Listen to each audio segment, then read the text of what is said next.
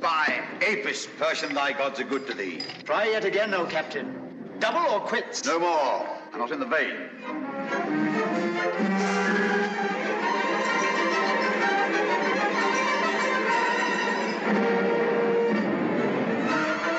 Captain, a stranger approaches. Stand! Who goes there? The bearer of evil tidings. Pass him in.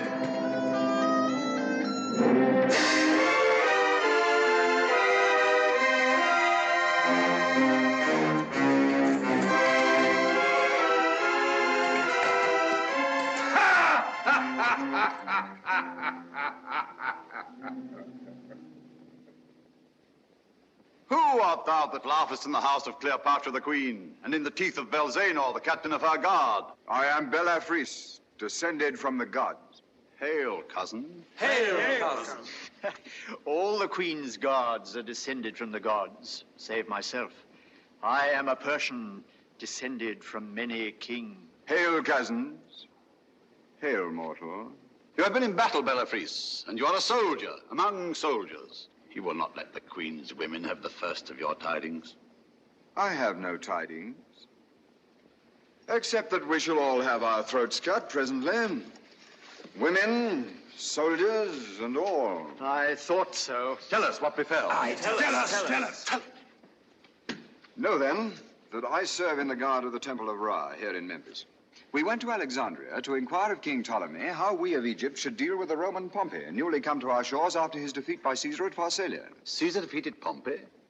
Does Roman then fight Roman? Even as Egyptian fights Egyptian. What did you learn from the queen's brother Ptolemy, the pretender? We learnt that Caesar is coming also in hot pursuit of his foe, and that Ptolemy has slain Pompey. Nay, more, we found that Caesar is already come, for we had not made half a day's journey on our way back when we came upon a city rabble flying from his legions. And ye, the temple guard, did ye not withstand these legions? What men could, that we did. But this Caesar throws a legion at you where you are weakest, as he throws a stone from a catapult. And that legion is as a man with one head, 1,000 arms, and no religion. I have fought against them, and I know. Were you frightened, cousin? No, cousin, but I was beaten. Could ye not die? There was no time. All was over in a moment. But now I am come to warn you that you must open your gates to Caesar, for his advance guard is scarce an hour behind me, and there is not an Egyptian warrior left standing between you and his legion. Warlock! Lead into the door, quick! Now this news will run through the palace like fire through stubble. What should we do to save the women from the Romans? Why not kill them? Because we should have to pay blood money. Better let the Romans kill them. It's cheaper. Oh, subtle one, oh, serpent. But your queen. True, we must carry off Cleopatra. I will take her on the crupper of my horse. What's the matter now? The sacred white cat has been stolen!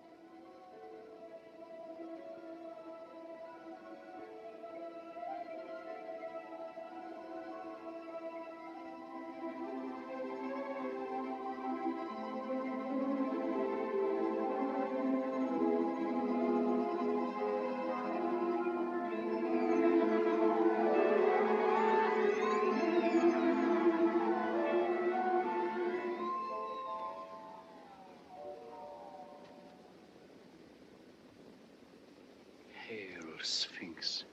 Salutation from Julius Caesar. I have wandered in many lands, seeking the lost region from which my birth into this world exiled me, and the company of creatures such as I myself. I found flocks and pastures, men and cities, but no other Caesar. No heir native to me, no man kindred to me, none who can do my day's deed or think my night's thought. In the little world yonder, Sphinx, my place is as high as yours in this great desert.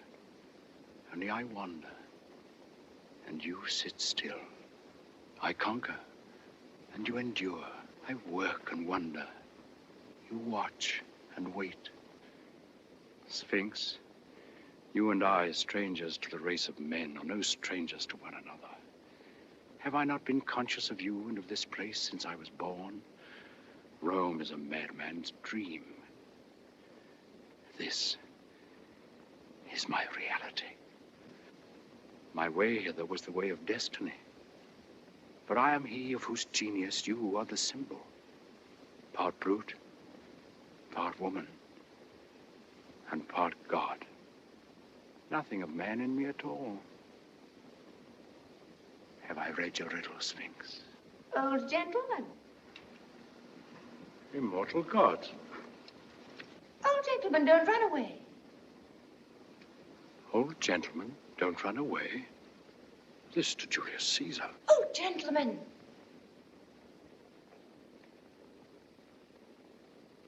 Sphinx, you presume on your centuries. I'm younger than you, for your voice is but a girl's voice as yet. Climb up here, quickly, or the Romans will come and eat you. A child at its breast. A divine child. Come up, quickly. You must get up at its side and creep round. Who are you? Cleopatra, Queen of Egypt. Queen of the Gypsies, you mean? You mustn't be disrespectful to me, or the Sphinx will let the Romans eat you. Come up. It's quite cozy here. What a dream. What a magnificent dream. Only let me not wake. Take care. Ah, that's right. Now, sit down. You may have the other paw. It is very powerful and will protect us. But it wouldn't take any notice of me or keep me company. I'm glad you've come. I was very lonely. Did you happen to see a white cat anywhere? Have you lost one? Yes, the sacred white cat. Isn't it dreadful? I brought him here to sacrifice him to the Sphinx. But when we got a little way from the city, a black cat called him, and he jumped out of my arms and ran away to it. Do you think that the black cat can have been my great-great-great-grandmother? Your great-great-great-grandmother? Well, why not? Nothing would surprise me on this night of nights. I think it must have been. My great-great-grandmother's great-grandmother was a black kitten of the sacred white cat. And my blood is made with Nile water. That is why my hair is so wavy. What are you doing here this time of night? Do you live here? Of course not. I am the queen. And I shall live in the palace of Alexandria when I've killed my brother who drove me out of it. When I'm old enough, I shall do just what I like. I shall be able to poison the slaves and see them wriggle, and pretend to Fatatatita, my nurse, that she's to be put into the fiery furnace. Meanwhile, why are you not at home and in bed? Because the Romans are coming to eat us all. You aren't at home in bed either. Oh, yes, I am. I live in a tent, and I am now in that tent, fast asleep and dreaming. You suppose I believe you are real, you impossible little dream witch? You are a funny old gentleman. I like you. That spoils the dream. Why don't you dream that I'm young? I wish you were. Only I think I should be more afraid of you. I like men, especially young men with round, strong arms. But I'm afraid of them. You are old and rather wrinkly. But you have a nice voice, and I like to have someone to talk to. Though I think you are a little mad. It is the moon that makes you talk to yourself in that silly way. Oh, you heard that, did you? I was saying my prayers to the great Sphinx. But this isn't the great Sphinx. What? This is only a dear little kitten of the Sphinx. Why, the great Sphinx is so big it has a temple between its paws. This is my pet Sphinx. Tell me, do you think the Romans have any sorcerers who could take us away from the Sphinx by magic? Why, are you afraid of the Romans? Oh, they would eat us if they caught us. They are barbarians. Their chief is called Julius Caesar. His father was a tiger and his mother a burning mountain, and his nose is like an elephant's trunk. They all have long noses and ivory tusks and little tails and 7 arms with 100 arrows in each. And they live on human flesh. Would you like me to show you a real Roman? No. Oh, you're frightening me. No matter. This is only a dream. It is not a dream. It is not a dream. See! How dare you? You said you were dreaming. I only wanted to show you. Oh, come, don't cry. A queen mustn't cry. Cleopatra, can you see my face well? Yes. It is so white in the moonlight. Are you sure it is the moonlight that makes me look whiter than an Egyptian? Do you notice that I have a rather long nose? It is a Roman nose, Cleopatra. Bite him in two, Sphinx. Bite him in two. I meant to sacrifice the white cat. Indeed, I did. Indeed. Cleopatra, shall I show you a way to prevent Caesar from eating you? Do. I will steal the crown jewels and give them to you. I will make the river Nile water your lands twice a year. My child, your gods are afraid of the Romans. You see, the Sphinx dare not bite me, nor prevent me carrying you off to Julius Caesar. Won't you? You said you wouldn't. Caesar never eats women, but he eats girls and cats. Now, you're a silly little girl, and you're descended from the black kitten. You're both a girl and a cat. And will he eat me? Yes. Unless you make him believe that you're a woman. Oh. Then you must get a sorcerer to make a woman of me. Are you a sorcerer? Perhaps. But it'll take a long time. And this very night in the palace of your fathers, you must stand face to face with Caesar. No, I daren't. Whatever dread may be in your soul, however terrible Caesar may be to you, you must confront him as a brave woman and a great queen. And you must feel no fear. If your hand shakes, if your voice quavers, then night and death. But if he thinks you worthy to rule, he will set you on the throne by his side and make you the real ruler of Egypt. No, he will find me out. He will find me out. He is easily deceived by women. Their eyes dazzle him. Then we will cheat him. If you do that, he will eat you at one mouthful. Oh, no, please. I will be good. I will do whatever you tell me. I will be your slave. Hark. What was that? Caesar's voice. Let us run away. Come, oh, come. You are safe with me until you stand on your throne to receive Caesar. Lead me to your palace in the desert. Oh, I will. Come. The gods are angry. Do not feel the earth shaking. It is the tread of Caesar's legion. This way, quickly. And let us look for the white cat as we go. It is he who has turned you into a Roman. Incorrigible.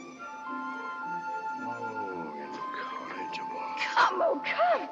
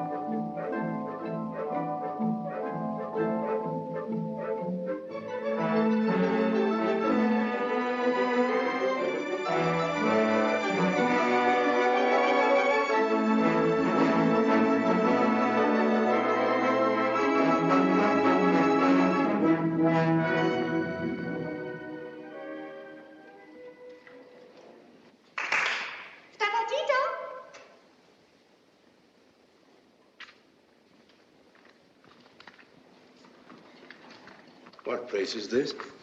This is where I sit when I'm allowed to wear my crown and robes. Tita!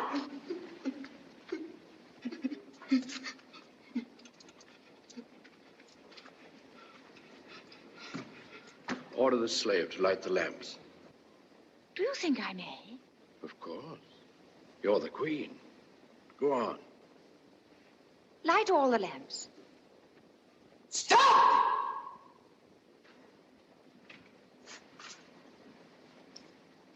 Who is this you have with you? How dare you order the lamps to be lighted without my permission? Who is she? Tatatita. Chief I nurse. speak to the Queen. Be silent. Is this how your servants know their place? Send her away. Do as the Queen has bidden. You are the Queen. Send her away. Tatatita, dear. You must go away. Just for a little. You're not commanding her to go. You're begging her. You're no queen. You'll be eaten. Farewell. No.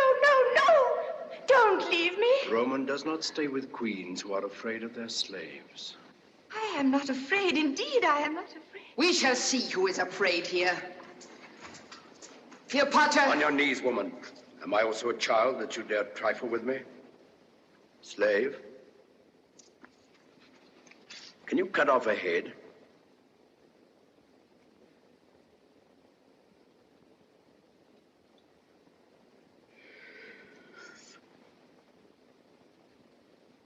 Have you remembered yourself, mistress? Oh, Queen, forget not thy servant in the days of thy greatness. Go. Be gone. Go away. Give me something to beat her with. So, you scratch kitten, do you? It must be somebody. I will beat him.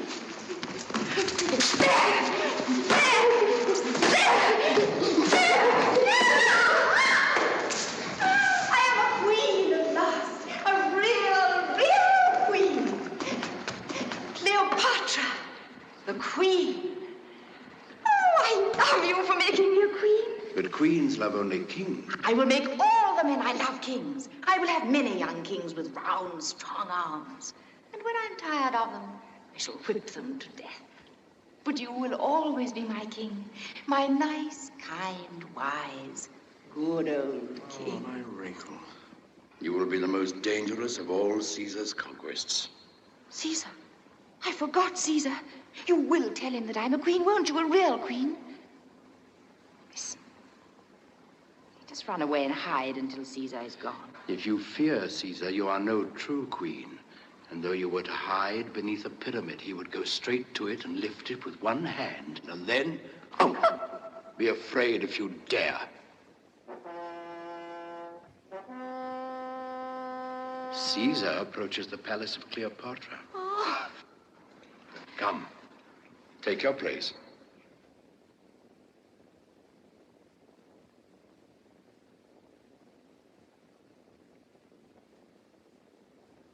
Oh there, Tita Tota.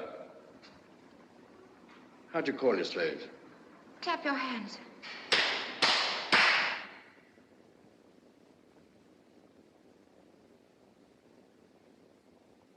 Tota Tita, bring the queen's robes and her crown and her women, and prepare her.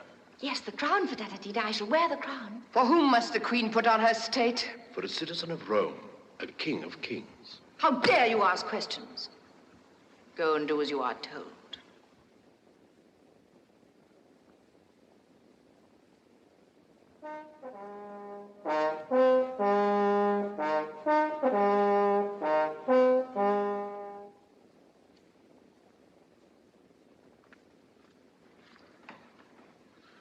Of all the queen's women, these two alone are left.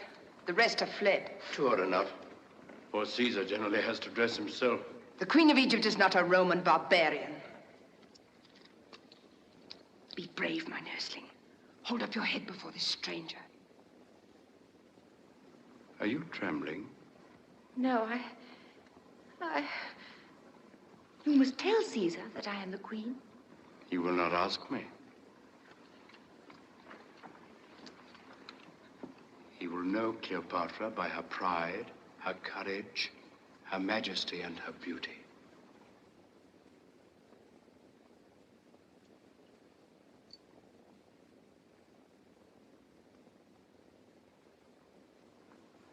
Is it sweet or bitter to be a queen, Cleopatra? Bitter.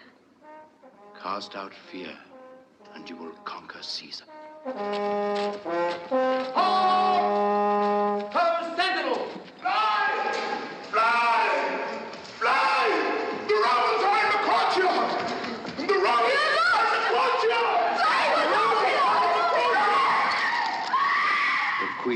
face Caesar alone. Answer, so be it. So be it. Good. You are my nursling. You have said so be it, and if you die for it, you must make the Queen's word good. Forward, march! Now, if you quail...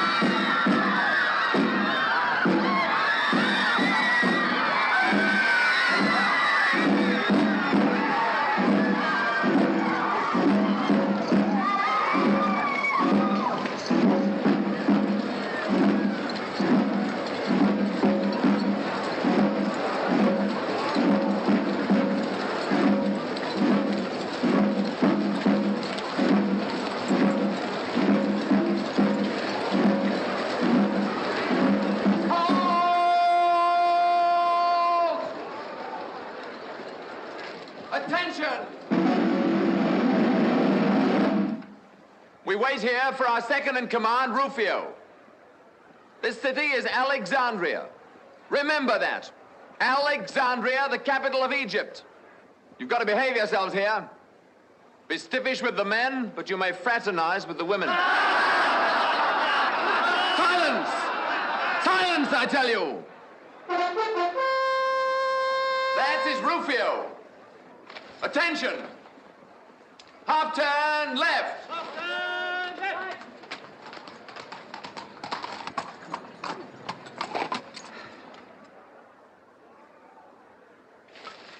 Centurion. Sir. See that building? That's the Royal Palace.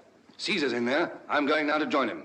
Keep a platoon of picked men within call. They may be wanted. Picked men, you understand. Yes, sir.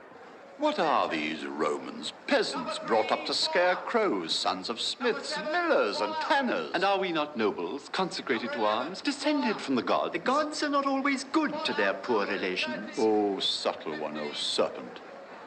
16, 18, 24. Let us wait and take sides with the winner. Ptolemy. Cleopatra. Cleopatra or Ptolemy? The king of Egypt has a word to speak. Peace for the king's word. Take notice of this, all of you. I am the firstborn son of Auletes, the flute blower, who was your king. My sister Berenice drove him from his throne and reigned in his stead. But... The gods would not suffer. Yes, the gods would not suffer. The gods... Impiety. I forget what the gods would not suffer. The king wished to say the gods would not suffer the impiety of his sister to go unpunished. Yes, I remember the rest of it. Therefore the gods sent a stranger, one Mark Antony, a Roman captain of horsemen, across the sands of the desert, and he set my father again upon the throne. Now? And now that my father is dead, my sister Cleopatra would snatch the kingdom from me and reign in my place. But the gods would not suffer. Will not maintain.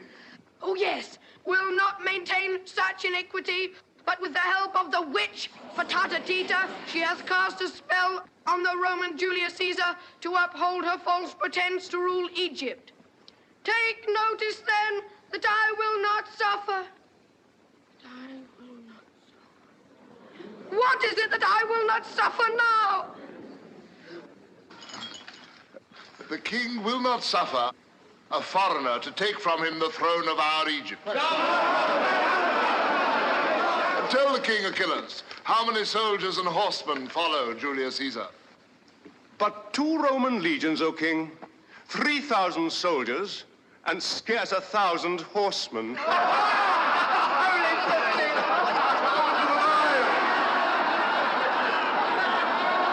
Peace, ho! Caesar approaches.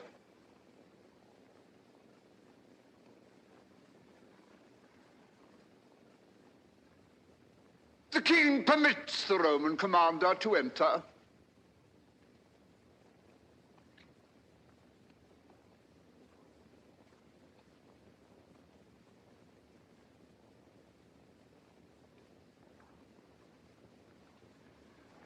Which is the king, the man or the boy?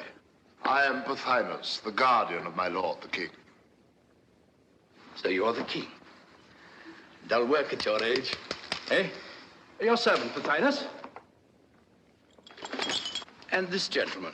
Achilles, the king's general. Ah, a general. I am a general myself, but I began too old. Health and many victories, Achilles. As the gods will, Caesar. And you, sir, are... Theodotus, the king's tutor. So, you teach men how to be kings, Theodotus. That is very clever of you. And, this place? The council chamber of the chancellors of the king's treasury, Caesar. That reminds me. I want some money. The king's treasury is poor, Caesar. Yes, I noticed there is but one chair in it. Bring a chair there, some of you, for Caesar. Caesar? Oh, no, no, my boy. That is your chair of state. Sit down. Sit down.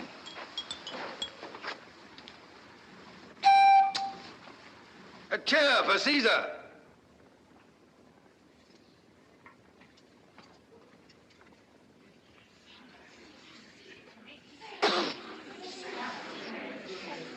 Sacrilege. Sit on that, Caesar. Oh, I forgot. I had not made my companions known to you, Pothinus. This gentleman is Rufio, my comrade in arms.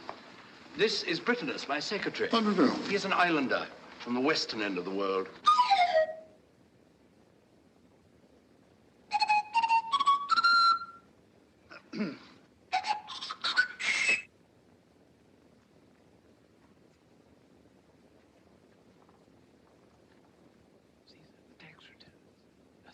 As you predicted. Now, Pothinus, to business. I want 16,000 talents. Impossible. There is not so much money in the king's treasury. The royal taxes have not been collected for a whole year. Oh, yes, they have, Pothinus. My officers have been collecting them all morning. Is it possible that Caesar, the conqueror of the world, can find time to occupy himself with such a trifle as our taxes? My friend, taxes are the chief business of a conqueror of the world. You must pay, Pothinus, but in return for your bounty, I will settle this dispute about the throne for you, if you will. You say the matter has been at issue for a year. May I have 10 minutes at it? And you will do as you please, doubtless. Good. But first, let us have Cleopatra here. Cleopatra, she is not in Alexandria. I think she is. Call Tota Tita. Ho there, Tita Tota!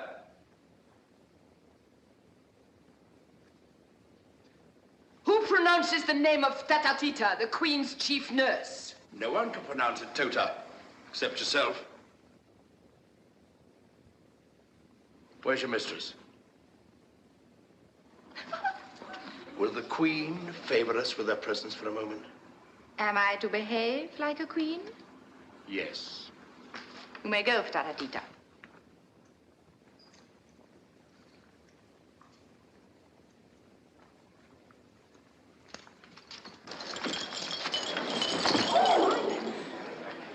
Caesar, this is how she treats me always. If I am king, why is she allowed to take everything from me? You are not to be king, you little crybaby. You are to be eaten by the Romans. Come here, my boy, and stand by me.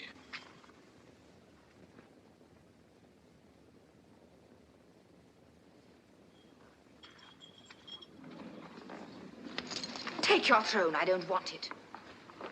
Go this instant and sit down in your place. Go, Ptolemy. Always take a throne when it's offered you.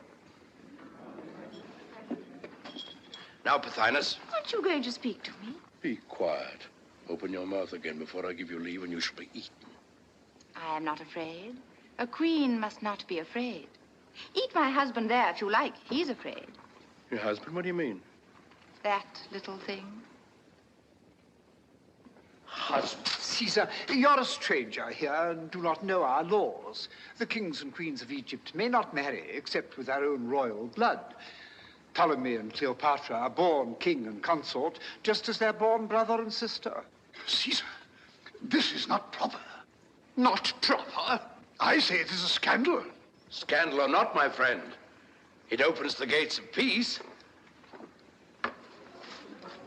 Hear then what I propose. Hear, Caesar, there. Ptolemy and Cleopatra shall reign jointly in Egypt. Monstrous!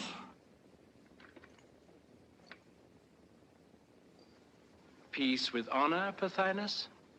What conceit! A Roman trick! No! We will not have it! No!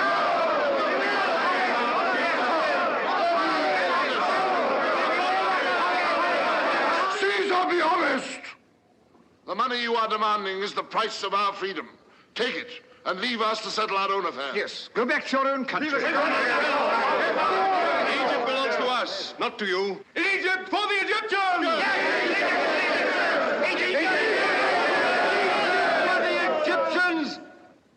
Do you forget there's a Roman army of occupation here, left by Aulus Gabinius when he set up your toy king for you? And now, under my command, I am the Roman general here, Caesar. And also the Egyptian general, eh? That is so, Caesar. So you can make war on the Egyptians in the name of Rome, and on the Romans, on me, if necessary, in the name of Egypt. That is so, Caesar. And which side are you on at present, if I may presume to ask, General? On the side of the right. And of the gods. How many men have you? That will appear when I take the field. Are your men Romans? If not, it doesn't matter how many there are. We shall see, my friend. It is useless to try to bluff us, Rufio. Caesar has been defeated before, and he may be defeated again. What can you do with 4,000 men? And what can you do without money?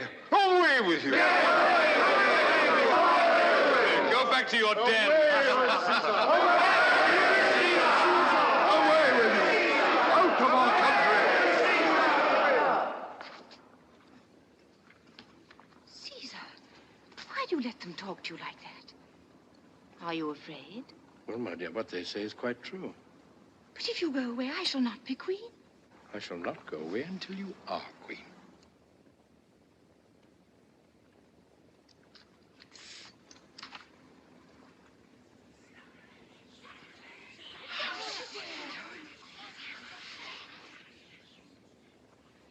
Achilles, if you are not a fool, you will take that girl while she is under your hand.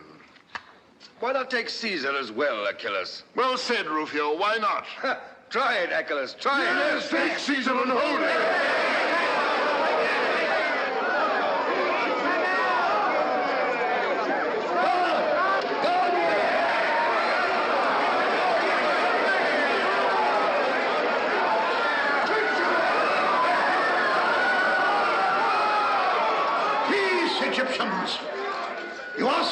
prisoners. All of you. Oh, no, no, by no means. Caesar's guests, gentlemen. Caesar's guests. Won't you cut their heads off? What, cut off your brother's head? Why not? He'd cut off mine if he got the chance. Wouldn't you, Ptolemy? I would. I will, too, when I grow up. Caesar, if you attempt to detain us... You will succeed, Egyptian. Make up your mind to that. The road to Rome is open, and you shall travel it, if Caesar chooses. I could do no less, Pothinus, to secure the retreat of my own soldiers. I am accountable for every life among them. I am the king's guardian. I stand on my right here. Where is your right? It is in Rufio's scabbard, my friend. I may not be able to keep it there much longer. And this is Roman justice. Not Roman gratitude, I hope. Is Caesar's life of so little account to him that he forgets that we have saved it? My life, is that all? Your life, your laurels, your future. I can call a witness to prove that but for us, the Roman army of occupation led by Pompey, the greatest soldier in the world, would now have Caesar at its mercy. Ho there, Lucius Septimius! Come forth and testify before Caesar. No. No. Yes, I say. Let the military tribune bear witness. Lucius Septimius!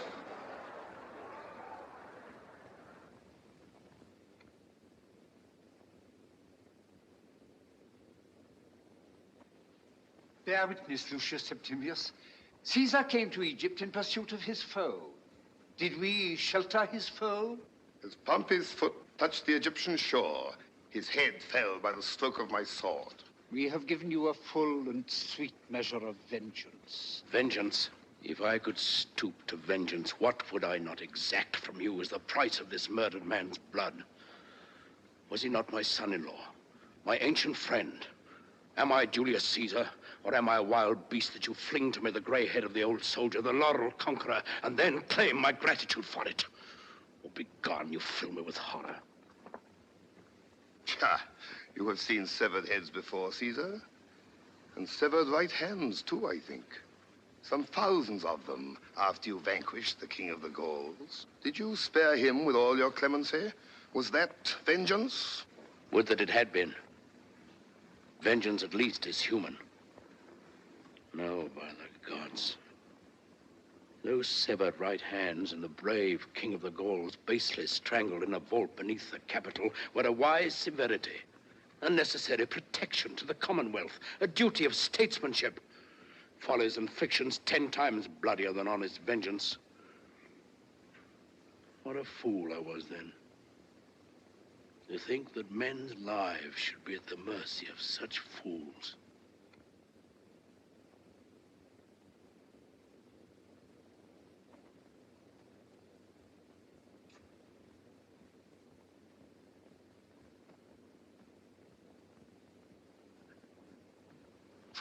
Lucius Septimius, pardon me. Why should the slayer of the king of the Gauls rebuke the slayer of Pompey? You are free to go, all here in this palace. Free? Achilles, his army, renegades and all? Free, Rufio. Lucius Septimius, you're free to go with the rest. Or stay if you will, and I'll find a place for you in my service. The odds are against you, Caesar. I go.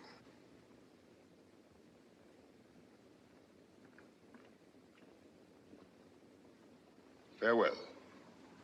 Come, Pothinus, Achilles, whilst there is yet time.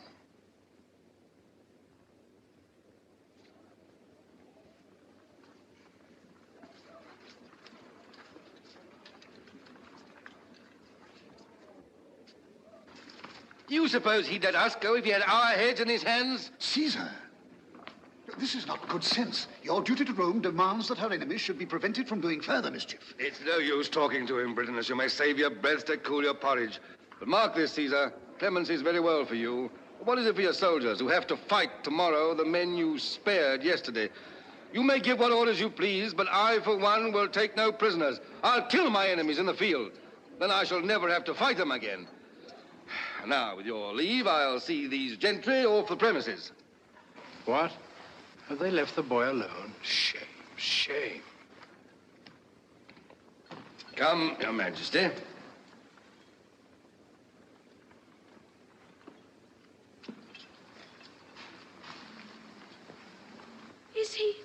Is he turning me out of my palace? You're welcome to stay if you wish. Go, my boy, I'll not harm you. But you'll be safer away among your friends. Here you're in the lion's mouth. It's not the lion I fear, but the jackal. Brave boy. Little silly. You think that very clever. Bitterness, attend the king. Give him in charge of that Pothinus fellow.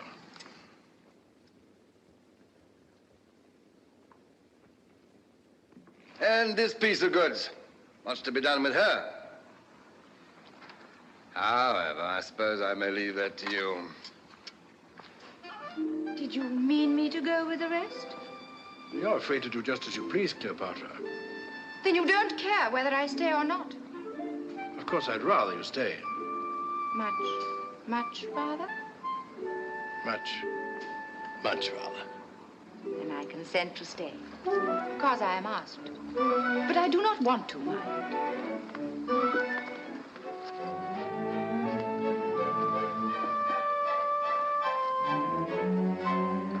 That is quite understood. Tota Tita! My name is not Tota Tita. It is Tata Tita. Well, Fata Fita will forgive the erring tongue of a Roman. Tota, the Queen will hold state here in Alexandria, engage women to attend upon her, and do all that is needful. Am I then the mistress of the Queen's household? No. I am mistress of the Queen's household. Go and do as you are told, or I will have you thrown into the Nile this very afternoon to poison the poor crocodiles. Oh, no, no, no. Oh, yes. You are very sentimental, Caesar. But you are clever. And if you do as I tell you, you will soon learn how to govern.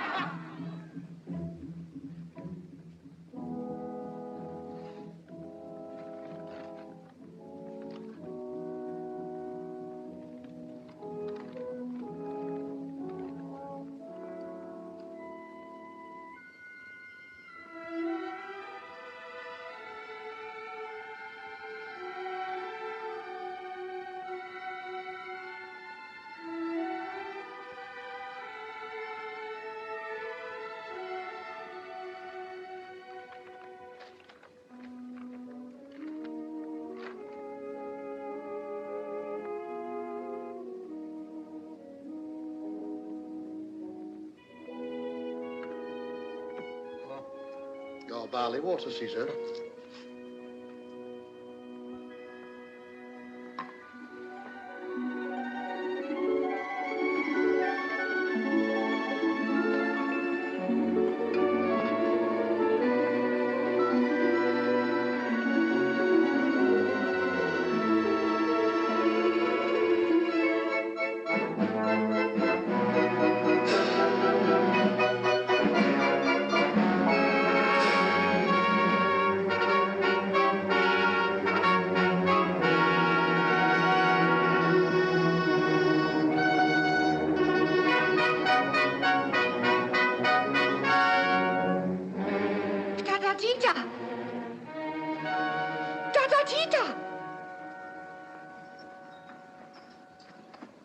Get up, child. You must be bathed this morning.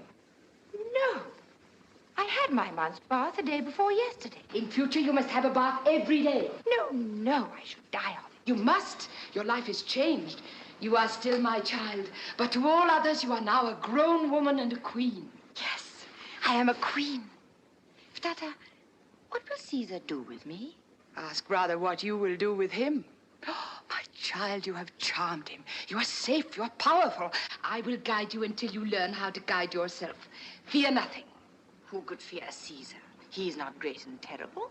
He's only an elderly gentleman, rather sad-looking and wrinkled, but very kind. He is a magician.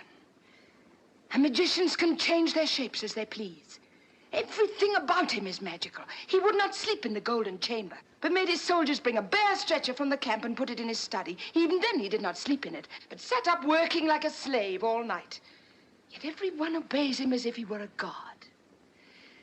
I think he is a god in disguise, for he has changed your nature, has he not? Oh, yes, he has. That is true. Tata Tita, before he came, I was afraid of you more than anyone else on earth. And now, I'm not afraid of you at all. Tell me, what must I do to begin with now that I'm really a queen? You must begin by having a bath every day. Come, child, and get it over. You will soon get used to it and love it. Never. It is too dreadful. Oh, well, if I must be washed again so soon for Tata Tita, it must be a scented bath. Have you scented it? No, Caesar hates perfumes. And if you redden your lips, he will not kiss you. Come on.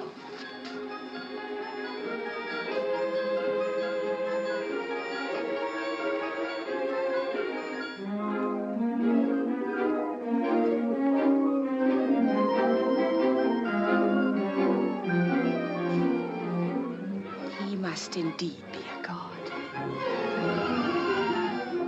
For only a god could be so unlike a man.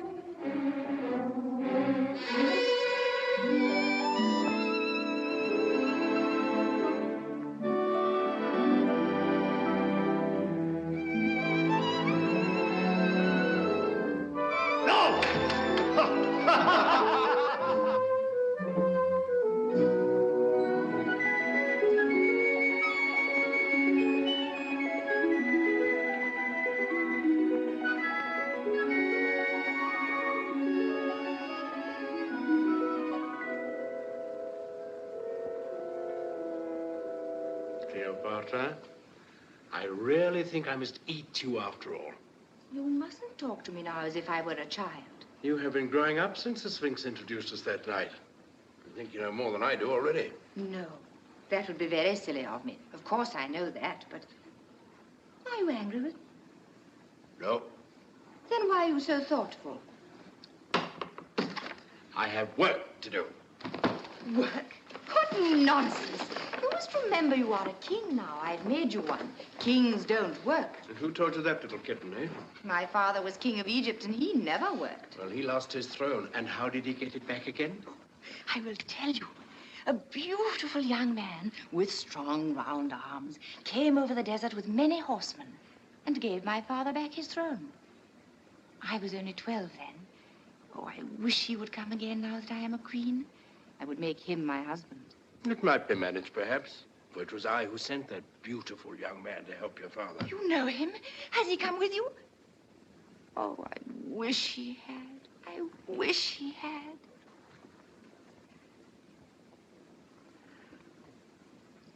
He is many, many years younger than you, is he not? He is somewhat younger. Would he be my husband, do you think, if I asked him? Very likely. But I shouldn't like to ask him. Could you not persuade him to ask me without knowing that I wanted him to? My poor child. Why do you say that as if you were sorry for me? Does he love anyone else? I'm afraid so. Then I shall not be his first love. Not quite the first. He is greatly admired by women. Oh, I wish I could be the first.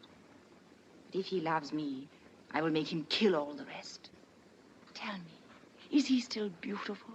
Do his round, strong arms shine in the sun like marble? He is in excellent condition, considering how much he eats and drinks. Oh! You mustn't say common earthly things about him. I love him.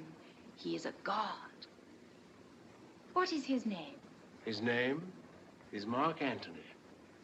Mark Antony. Mark Antony. Mark Antony. What a beautiful name. Oh, I love you for sending him to help my father. You must run away for a little and send my secretary to... No. I want to stay and hear you talk about Mark Antony. But if I don't get to work, Pothinus and the rest of them will cut us off from the harbor, and then the road to Rome will be blocked. No matter. I don't want you to go back to Rome. But you want Mark Antony to come from it? Oh, yes, I forgot. Go quickly, Caesar, and keep the way over the sea open for my Mark Antony.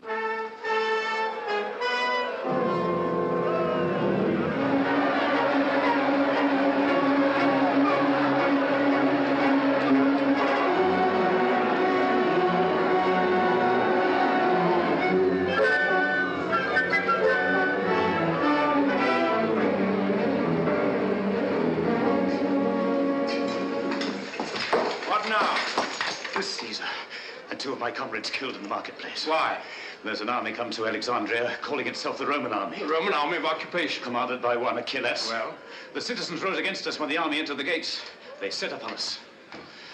I cut my way out. Good, I'm glad to see you alive. Rufio, we're besieged. What, already? Caesar! Yes, I know. Combert, give the word to turn out on the beach and stand by the boats. Get your wound attended to. Britain, let's go with him.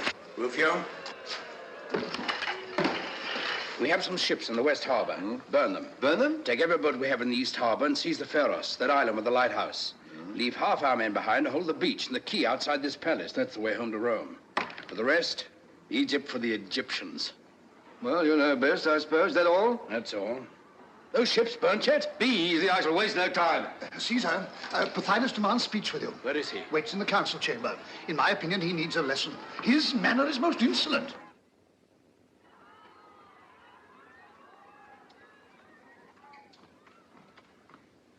Well, Pothinus? I have brought you our ultimatum, Caesar. Ultimatum? The door was open. You should have gone out through it before you declared war. You're my prisoner now. Aye, your prisoner. Do you know that King Ptolemy, with an army outnumbering your little troop by 100 to 1, is in possession of Alexandria? Well, get out of here if you can.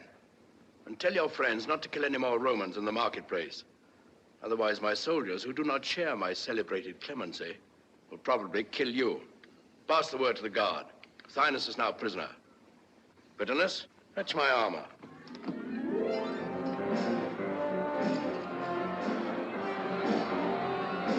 Caesar! Caesar!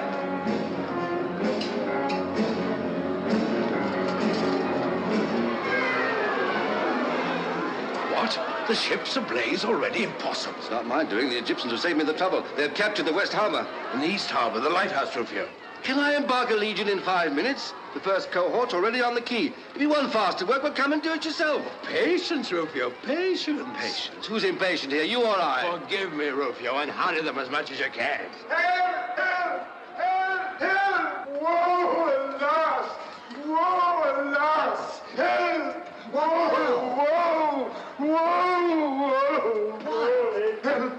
Help! Who is slain? Slain? Worse than the death of 10,000 men. Loss irreparable to mankind. What's happened, man? The fire has spread from your ships. The library of Alexandria is in flames. Is that all, Rufio? Is Britanus asleep? I sent him for my armor an hour ago. Britanus! Britannicus!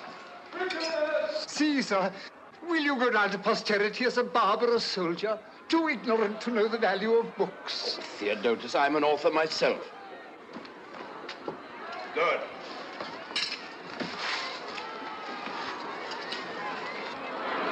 What is burning there is the memory of mankind. A shameful memory. Let it burn. Would you destroy the past? Aye, and build the future with its ruins. Hearken to me, Theodotus, teacher of kings. I cannot spare you a man nor a bucket of water just now, but you shall pass freely out of the palace. Away with you to Achilles. Borrow his legions to put out the fire. Caesar, posterity will bless you. Will you stay to talk whilst the memory of mankind is burning? Sentry, pass Theodotus out. Away with you! Away with you! I must save the library. What's this? You let him go? More clemency. I have let him go to save the library. We must respect literature, Rufio. Folly on folly's head. Besides, every Egyptian we imprison means imprisoning 2 good Roman soldiers to guard him, eh? I might have known there was some fox's trick behind your fine talking. All ready there! All ready! We wait for Caesar! Tell them Caesar is coming, the rogues. Oh, Caesar's guard there. Push off. All except the longboat. Stand by it to embark.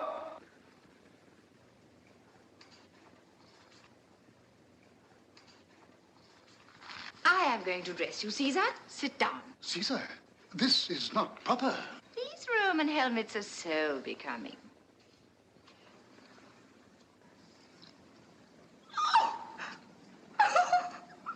What are you laughing at? You're bald! Cleopatra. So that's why you wear the wreath. To hide it. Peace, Egyptian. They are the bays of the conqueror. Peace thou, islander. Oh. You should rub your head with strong spirits of sugar, Caesar. That will make it glow. Cleopatra, do you like to be reminded that you're very young? No. Rather do I like to be reminded that I'm middle-aged. Now.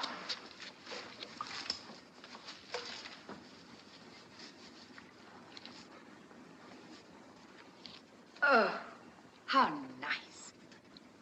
You look only about 50 in it. You mustn't speak in that manner to Caesar. Is it true that when Caesar caught you on that island, you were painted all over blue?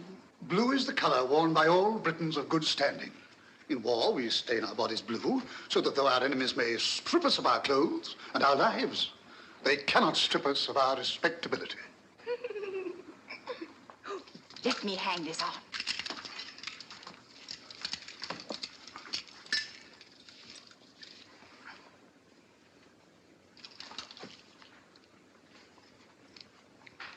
Now, you look splendid. Now, Caesar. Have you done talking? The longboat awaits you. The others race to the lighthouse.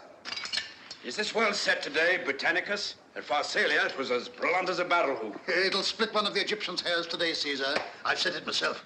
Oh, you're not really going into battle to be killed. No, Cleopatra. No man goes into battle to be killed. Oh, but they do get killed. My sister's husband was killed in battle. You mustn't go.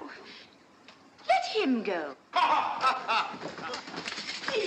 Please don't go. What will happen to me if you never come back? Are you afraid? No. Come to the balcony and you shall see us take the Pharos. You must learn to look on battles. Then take me with you. Let me come with you to the fair. No, no, my child. You must stay here till I return. That is well. Now, Rufio, march. Oh! You won't be able to go. Why, what now? They're drying up the harbor with buckets. A multitude of soldiers over there. They're dipping up the water. This is your accursed clemency, Caesar. Theodotus has brought them. I meant him to, Rufio. They've come to put out the fire. The library will keep them busy whilst we seize the lighthouse, eh? More foxing.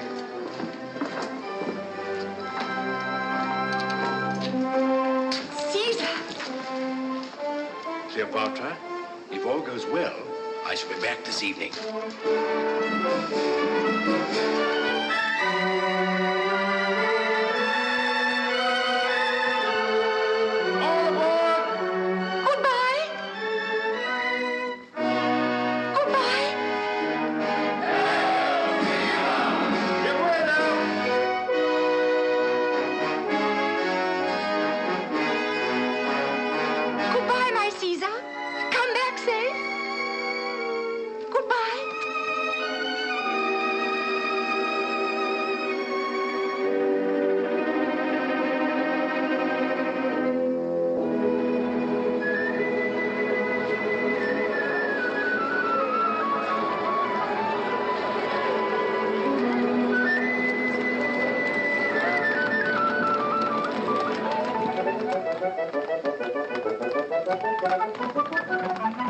Who goes there, eh? Stand!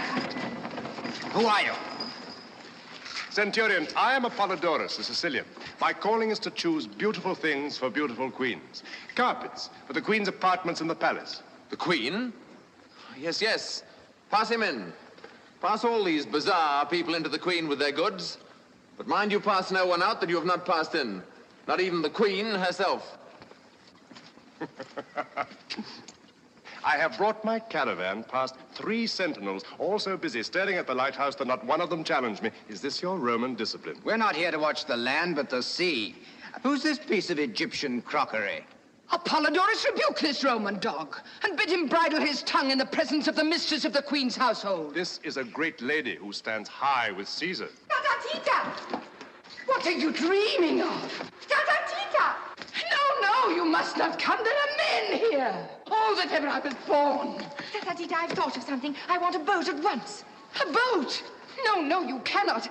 Apollodorus, speak to the Queen. Beautiful Queen, I am Apollodorus, the Sicilian, your servant from the bazaar. I have no time for carpets today. Get me a boat. You cannot go on the water except in the royal barge. Royalty of Tatatita lies not in the barge, but in the Queen.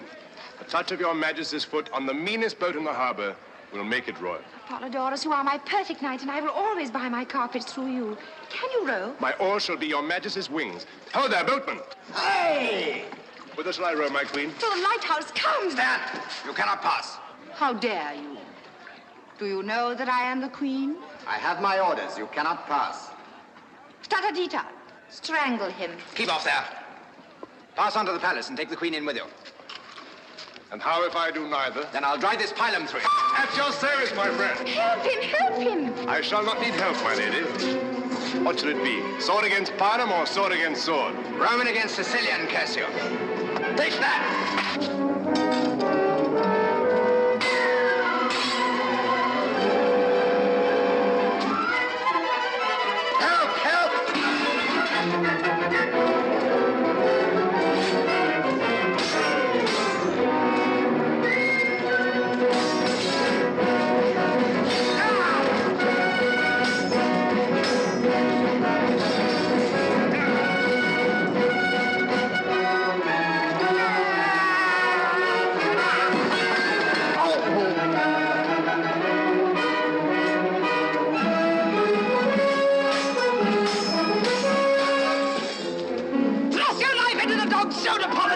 Let me go. Oh, there, God. Help! Help the little Roman reptile!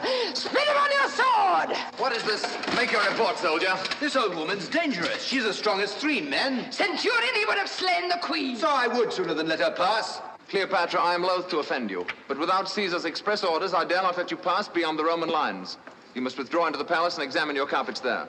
I will not. I am the Queen. Caesar doesn't speak to me as you do. Have Caesar's centurions changed manners with his scullions? I do my duty. That is enough for me. Majesty, when a stupid man is doing something he is ashamed of, he always declares it his duty. As for you, Apollodorus, you may thank the gods you are not nailed to the palace door with a pilum for your meddling. Is this woman your wife? Jupiter, no! Not that the lady is not a very striking figure in her own way, but she is not my wife. Roman, I am Tatatita, the mistress Keep your hands off my men, mistress, or I'll have you pitched into the harbor though you were as strong as 10 men. We shall see who Isis loves best. Her servant Tatatita or a dog of a Roman. 2 more men to this post here. See that no one leaves the palace but this man and his merchandise. If he draws his sword again, kill him.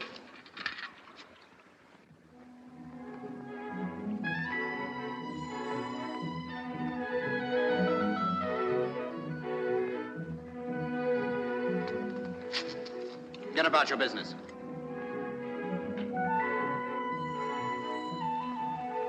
You ought to know better. Off with you.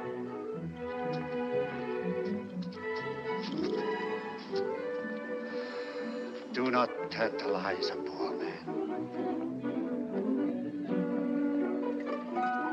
Fellow queens, the centurion is still at hand. The Roman soldiers are incorruptible when their officers are looking. I shall have to carry your word to Caesar. Are these carpets very heavy? It matters not how heavy. There are plenty of porters. How do they put them into the boats? Do they throw them down? Not into the small boats, Majesty. It would sink them. Not into that man's boat, for instance. No, too small. But you can take a carpet to Caesar in it if I send one. Assuredly. And you will have it carried gently down the steps and take great care of it. Great care. More than of my own body. Good. Come, Tatatita. No, Apollodorus, you must not come. I'll choose my carpet myself. You must wait here. Follow this lady. Obey her. This way. And take your shoes off before you put your feet on those stairs. Listen, were you sent here to watch me or watch the Egyptians? We know our duty. Well, then why don't you do it? Look! The Egyptians are moving. We're going to recapture the pharaohs. They will attack by land and sea along the Great Mole. Stay yourselves, the hunt is up!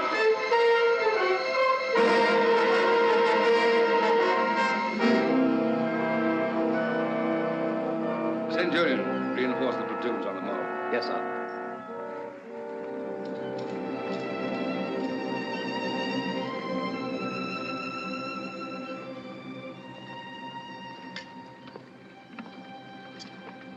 Rufio, this has been a mad expedition. We should be beaten. The Egyptians cannot be such fools as not to storm the barricade and swoop down on us here before it is finished. It's the first time I've ever run an avoidable risk. I shouldn't have come to Egypt. An hour ago, you were all for victory. Yes, I was a fool. Rash, Rufio. Boyish. Boys, not a bit of it. Yeah. What are these for? Eat. That's what's the matter with you. When a man comes to your age, he runs down before the midday meal. Want to eat and drink. And take another look at our chances. My age? Yes, I'm an old man. Worn out now. Quite true, Rufio. Now, Achilles is still in his prime. Ptolemy is a boy. Well, every dog has his day. I've had mine. I cannot complain. These dates aren't bad, Rufio. That's my old Caesar. It's a great war. Now we've got rid of the women.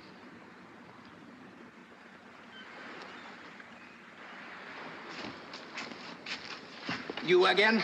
Keep your distance. Come within a yard of me, you old crocodile, and I'll give you this in your jaw. Peace, Roman fellow. You are now single-handed. Apollodorus, this carpet is Cleopatra's present to Caesar. It has rolled up in it 10 precious goblets of the thinnest Iberian crystal and 100 eggs of the sacred blue pigeon. On your honor, let not one of them be broken. On my head be it. Lay it carefully into the boat. Those eggs of which the lady speaks must weigh more than a pound apiece. This boat is much too small for such a load. Yes, yes, Lord! As big as it! Ah, thou injurious porter. Oh, thou unnatural son of a she-camel. My boat can carry 5 men. Shall it not carry your lordship and a bale of pigeons' eggs? Oh, thou mangy dromedary. The gods shall punish thee for this envious wickedness. Wrong.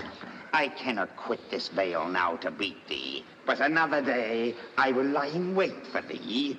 Peace there, all of you. In the name of the gods, Apollodorus, run no risks with that bale. Fear not, thou venerable grotesque. I guess it's great worth. Into the boat with it gently, my sons, my children. Gently, dogs! So, 'tis well. Do not step on it! Do not step on it! Be not excited, mistress. All is well. Oh, thou brute beast, thou hast given my heart a turn. Here. You hungry ones? Robber of the poor. It's not enough!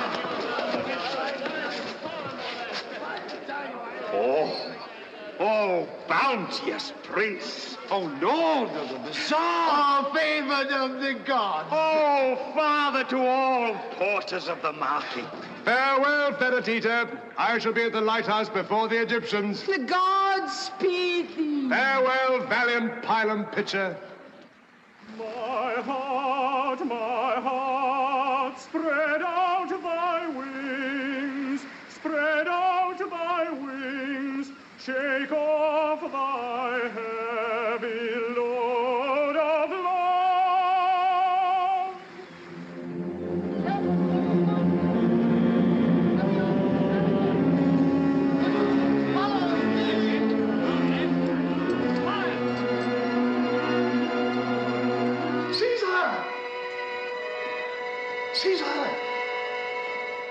Caesar! Our brave mariners have captured a treasure. Our enemies are delivered into our hands. In that bag? Wait till you hear, Caesar. This bag contains all the letters that have passed between our enemies. Well? Well, we shall now know who your foes are. The name of every man who's plotted against you since you crossed the Rubicon may be in these papers, for all we know. Put them in the fire. Put them? In the fire. Would you have me waste years of my life condemning men who will be my friends when I prove that my friendship is worth more than that of my enemies? But your honor, the honor of Rome.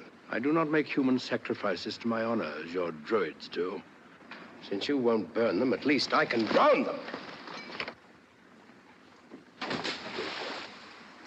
Caesar, this is mere eccentricity. Are all traitors to be allowed to go free for the sake of a paradox? Caesar, when the islanders finish preaching, call me again.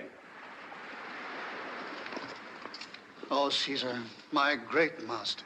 If only I could persuade you to regard life seriously as men do in my country. Do they truly do so, Britannicus? Well, have you not been there? Have you not seen them? What Briton speaks as you do in your moments of levity? What Briton neglects to attend the services at the sacred grove? What Briton wears clothes of many colors as you do, instead of plain blue, as all solid, well-esteemed men should? These are moral questions with us. Well, well, my friend, someday I shall settle down and wear a blue toga, perhaps. Meanwhile, I must get on as best I can in my flippant Roman way. What now?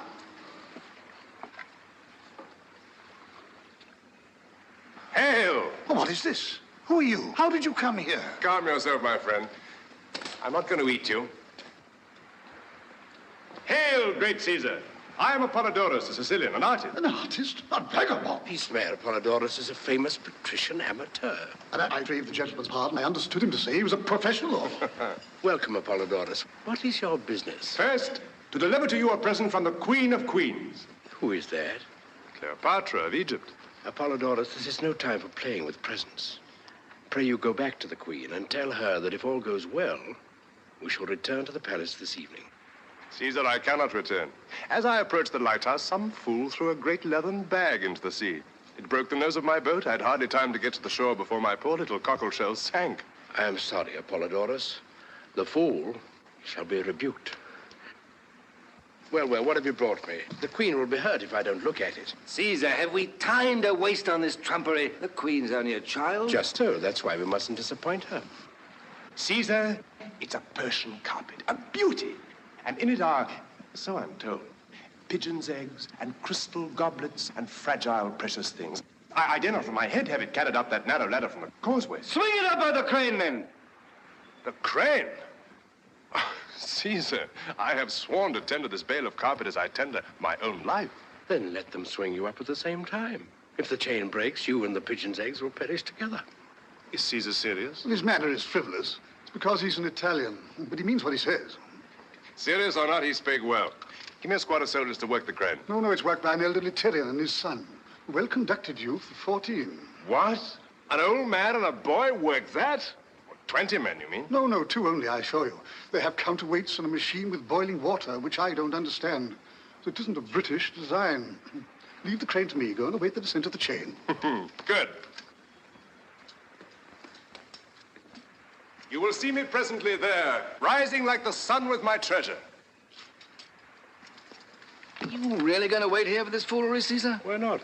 The Egyptians will let you know why not if they've got enough sense to make a rush before our barricade's finished. And here we are, waiting like children to see a carpet full of pigeons' eggs. Fear not, my son Rufio.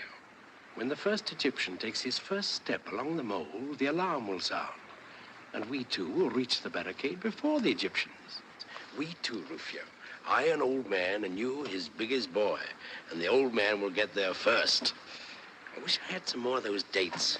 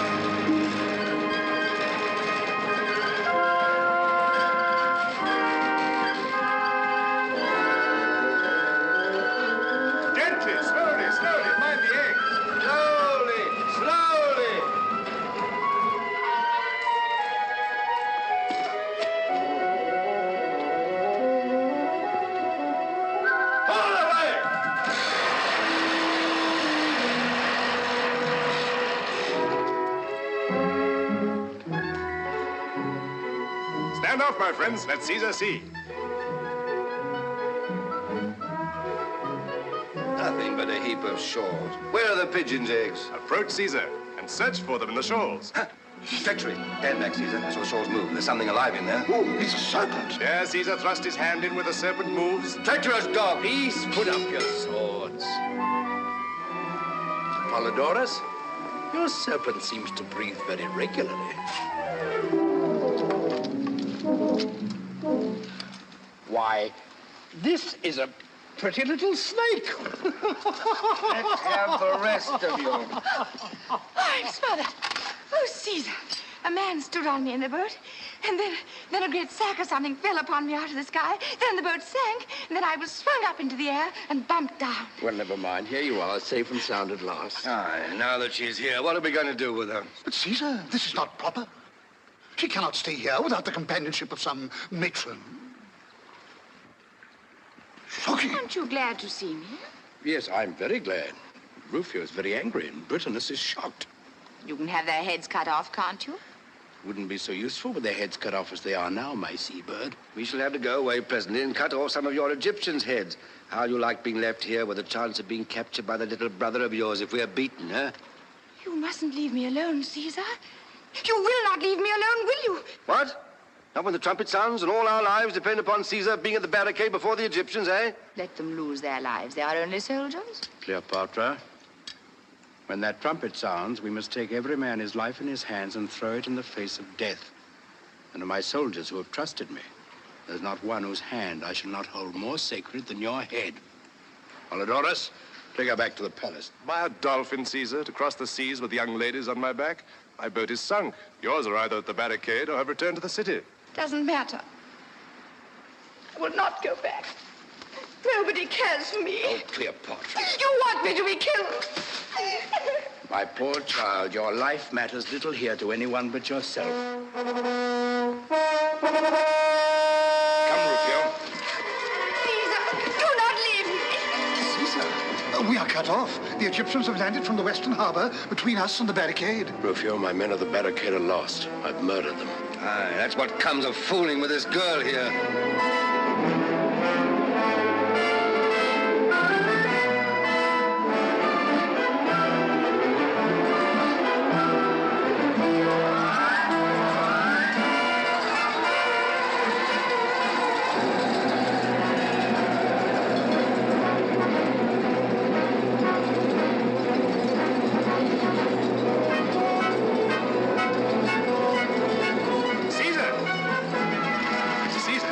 I know, we must defend ourselves here. But I thrown the ladder into the sea. They can't get in without it. And we can't get out. Have you thought of that? Not get out? Why not? You have ships in the East Harbor. Our galleys are standing in towards us already. And pray, by what road are we to walk to the galleys? A road that leads everywhere, the diamond path of the sun and the moon. How far's the nearest galley? 50 fathom. No, nearly a quarter of a mile, Apollodorus. Defend yourselves here until I send a boat from that galley. Have you wings, perhaps? Water wings, soldier! Behold! Bravo, Apollodorus! Bravo! By Jupiter, I will do that too, Britannicus. Are you mad? You shall not. Why not? Can I not swim as well as he? Can an old fool dive and swim like a young one? Old? Rufio, you forget yourself. I'll race into the galley for a week's pay, Father Rufio. Me! What is to become of me? I'll carry you on my back to the galley like a dolphin. Rufio, when you see me rise to the surface, throw her in. No, I shall be drowned. And then in with you after her, both of you. Caesar, I am a man and a Briton, not a fish. I must have a boat. I can't swim. Neither can I. Stay here then, Britannicus, until I recapture the lighthouse. I'll not forget you. Now, Rufio, Have you made up your mind to this folly? the Egyptians have made it up for me, and mind where you jump. I don't want you in the small of my back as I come up. One last word, Caesar. Do not let yourself be seen in the more fashionable part of Alexandria until you change your clothes. Oh, Apollodorus! The fight upon the blue above is purple on the green below! Let me see! He'll reach the ground.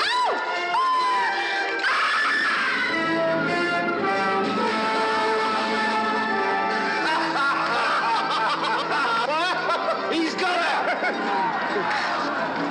Hold the fort, Britain! Caesar will not forget you!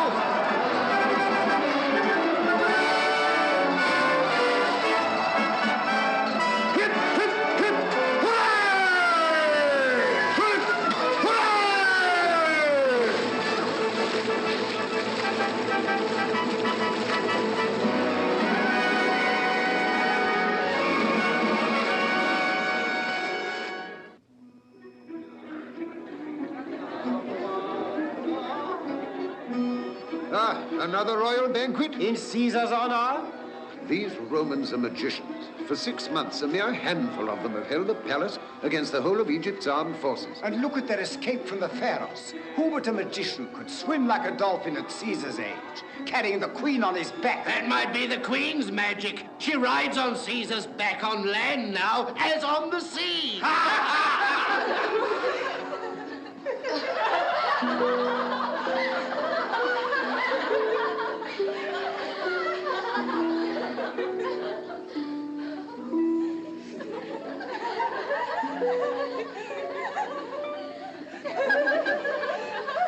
You laugh. But take care. Take care. I will find out someday how to make myself served as Caesar is served. Old hook-nose. Silence! Do you know why I allow you all to chatter impertinently just as you please, instead of treating you as Patata Tita would treat you if she were queen? Because you try to imitate Caesar in everything. And he lets everyone say what they please to him. No. But because I asked him one day why he did so. And he said, let your women talk and you will learn something from them. What have I to learn from them, I said. What they are, said he.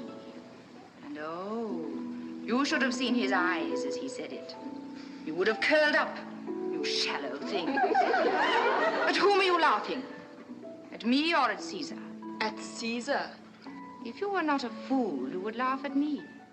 And if you were not a coward, you would not be afraid to tell me so. Hey-ho. I wish Caesar were back in Rome. It will be a bad day for you when he goes. Oh, if I were not ashamed to let him see that I am as cruel at heart as my father, I would make you repent that speech. Why do you wish him away? He makes you so terribly prosy and serious and learned and philosophical. It's worse than being religious at our ages. Cease this endless cackling, will you? Hold your tongues. Well, well, we must try and live up to Caesar. Pothinus craves the ear of the queen. I suppose he has bribed you to admit him to me? Now, by my father's gods. Have I not told you not to deny things? You all sell audiences to the queen, as if I saw whom you please and not whom I please. Go, take the bribe and bring in Pothinus. But don't answer me. Go.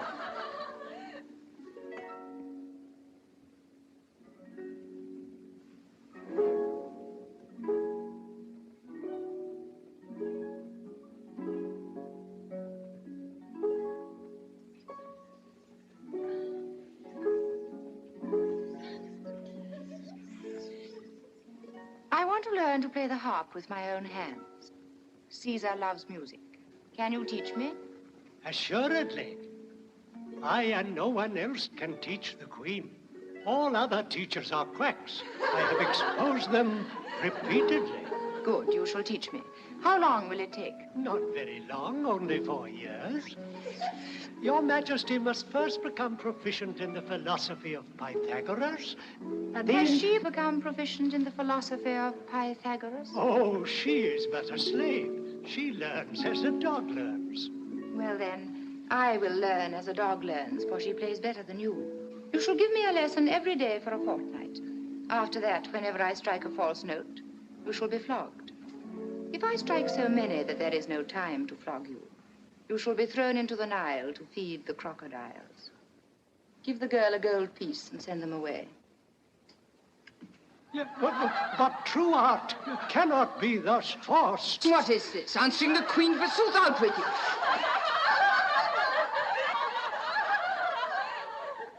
Well, Pothinus, what is the latest news from your rebel friends? I am no friend of rebellion. And a prisoner does not receive news. You are no more a prisoner than I am, than Caesar is. These 6 months we've been besieged in the palace by my subjects. You are allowed to walk on the beach among the soldiers. Can I go further myself? Or can Caesar? You are but a child, Cleopatra, and do not understand these matters. I see you do not know the latest news, Pothinus. What is that? That Cleopatra is no longer a child. Shall I tell you how to grow much older and much, much wiser in one day?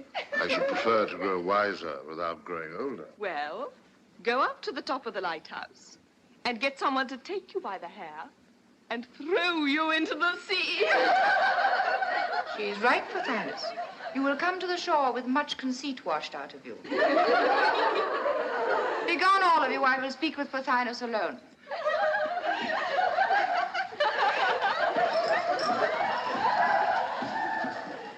What are you waiting for? It is not meet that the queen remain alone. Mustn't I sacrifice you to your father's gods, Patatatita, to teach you that I am Queen of Egypt and not you? You are like the rest of them. You want to be what these Romans call a new woman. Now, Pothinus, why did you bribe Patatatita to bring you hither? Cleopatra, what they tell me is true. You are changed. Do you speak with Caesar every day for 6 months, and you will be changed? It is common talk that you are infatuated with this old man. Infatuated? What does that mean? Made foolish, is it not? Oh, no, I wish I were. Wish that you were made foolish? How so? When I was foolish, I did what I liked. Now that Caesar has made me wise, it is no use my liking or disliking. I do what must be done and have no time to attend to myself. This is not happiness, but it is greatness. I think if Caesar were gone, I could govern the Egyptians. Cleopatra, this may be the vanity of youth. No, no, it is not that I am so clever, but that the others are so stupid. Truly, that is the great secret. Now, tell me what you came to say. Nothing. Nothing? At least to beg for my liberty, that is all. For that you would have knelt to Caesar. No, Pothinus. You came with some plan that depended on Cleopatra being a little nursery kitten. Now that Cleopatra is a queen, your plan is upset. Is Cleopatra then indeed a queen, and no longer Caesar's prisoner and slave? Pothinus, we are all Caesar's slaves. All we in this land of Egypt, whether we will or no. And she who is wise enough to know this will reign when Caesar departs. You harp on Caesar's departure. What if I do? Does he not love you?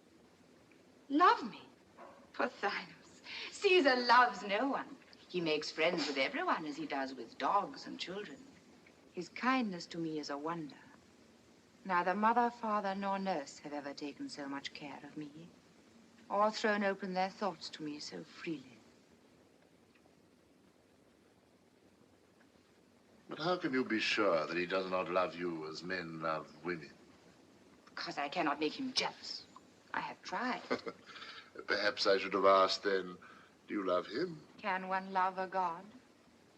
Besides, I love another Roman. No god, but a man. One who can love and hate, and one whom I can hurt and would hurt me. Does Caesar know this? Yes. And he is not angry? He promises to send him to Egypt to please me. I do not understand this man. You understand Caesar. How could you? I do, by instinct. Your Majesty caused me to be admitted today. What message has the Queen for me? This. You think that by making my brother king, you will rule Egypt, because you are his guardian and he is a little silly. The Queen is pleased to say so. The Queen is pleased to say this also. Caesar will eat up you, and Achilles, and my brother, as a cat eats up mice. And he will put on this land of Egypt as a shepherd puts on his garment.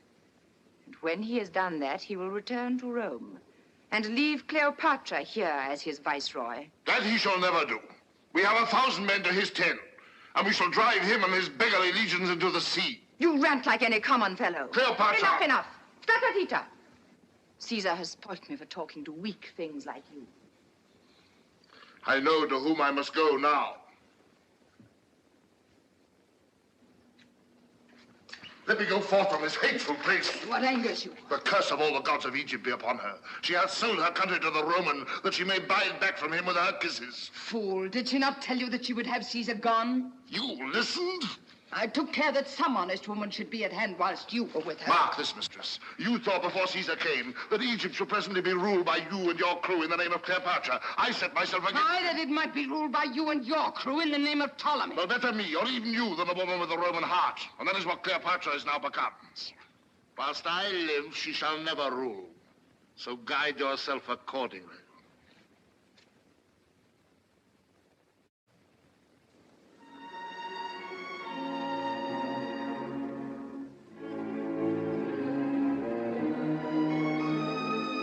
Wait here. Here, Your Excellency.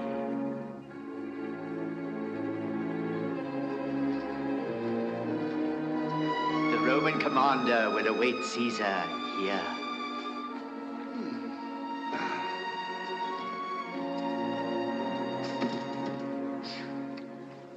That was a climb.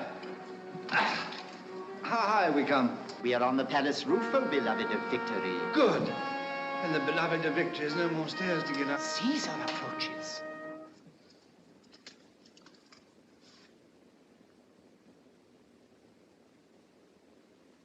Why, Rufio, a new baldric, a new golden pommel to your sword.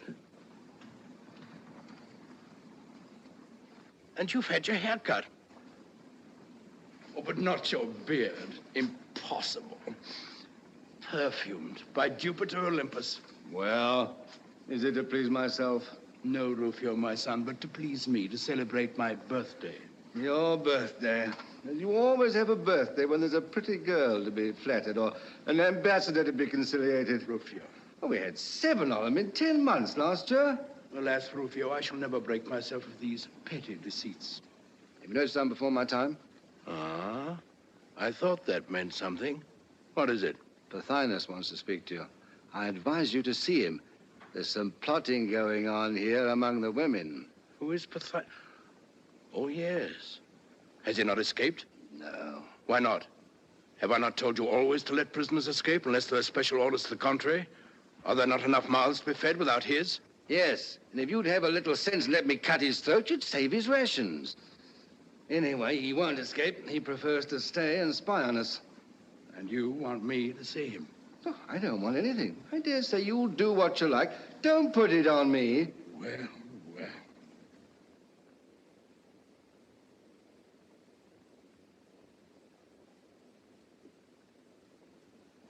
Let's have him in. Oh, there, guard. Release your man and send him up.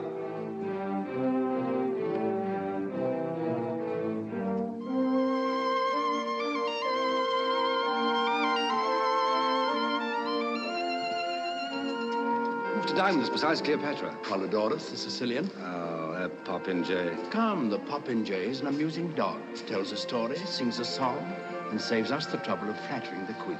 Well, he can swim a bit and fence a bit. It might be worse if only he knew how to hold his tongue. But gods forbid he should ever learn. Ah, Pothinus. You're welcome. What's the news this afternoon? Caesar, I come to warn you of a danger. To make you an offer. Never mind the danger. Make the offer. Never mind the offer. What's the danger?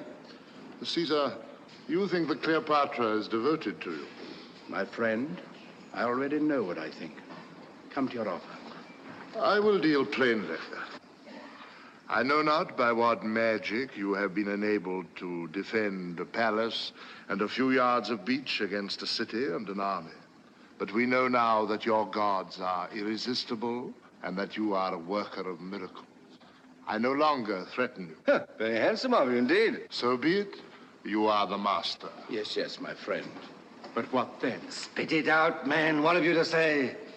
I have to say that you have a traitress in your camp. Cleopatra! The queen! Spit it out sooner, you fool. Now it's too late. What is he doing here? Just going to tell me something about you. You shall hear it.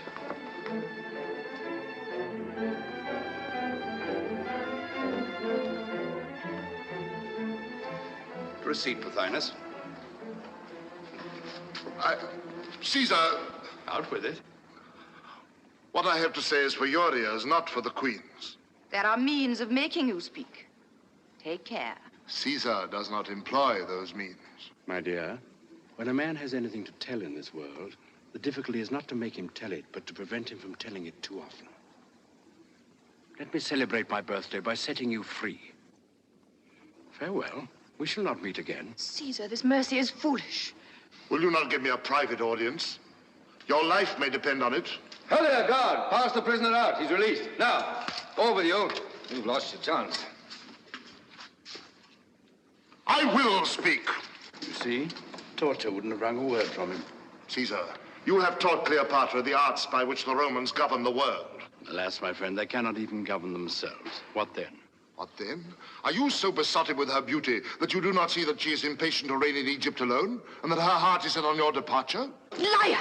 What? Protestations? Contradictions? No, I do not deign to contradict. Let him talk. From her own lips I have heard it. You are to be her cat's paw. You are to tear the crown from her brother's head and set it on her own, delivering us all into her hand, delivering yourself also. And then Caesar can return to Rome, or depart through the gate of death, which is nearer and surer. Well, and is not this very natural? Natural? That you do not resent treachery? Resent? Well, thou foolish Egyptian, what have I to do with resentment? Do I resent the wind when it chills me? Or the night when it makes me stumble in the darkness? Tell me such a story as this is to tell me that the sun will rise tomorrow. But it is false, false, I swear it. It is true, though you swore it 1,000 times and believed all you swore.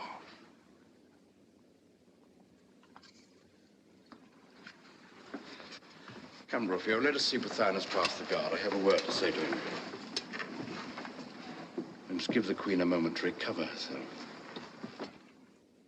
Tell your friends, Pothinus, they mustn't think I'm opposed to a reasonable settlement of the country's affairs. Tatatita. Tatatita. Please try and be comforted. Can they hear us? No, dear heart, no. If he leaves the palace alive, never see my face again. He? Pothinus? Suck out his life as I strike his name from your lips. Dash him down from the wall. Break him on the stones. Kill, kill, kill him. The dog shall perish. Hail in this, and you go out from before me forever. So be it. You shall not see my face until his eyes are darkened. Come soon, soon. As the light dies, he shall die.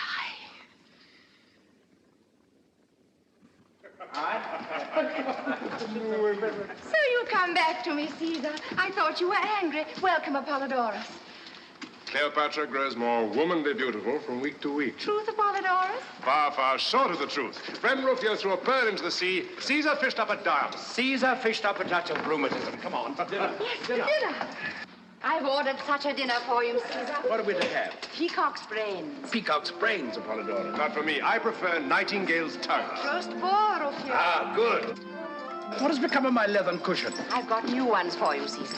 These cushions, Caesar, are of Maltese gauze stuffed with rose leaves. Rose leaves? Am I a caterpillar? Oh, what a shame, my new cushion. What shall we serve to whet Caesar's appetite? Any oysters? Assuredly. British oysters? British oysters, of course. Oysters, then. Sea hedgehogs for me.